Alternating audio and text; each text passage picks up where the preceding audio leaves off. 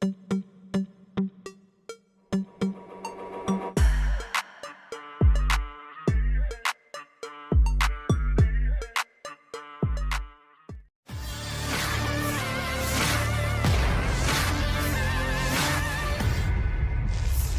Aida Pasukan Khusus Ahmad terus melakukan pemusnahan personel Angkatan Bersenjata Ukraina.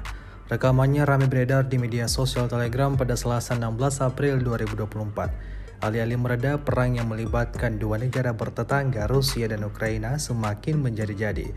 Memasuki tahun ketiga, keduanya belum menemukan titik terang untuk berdamai.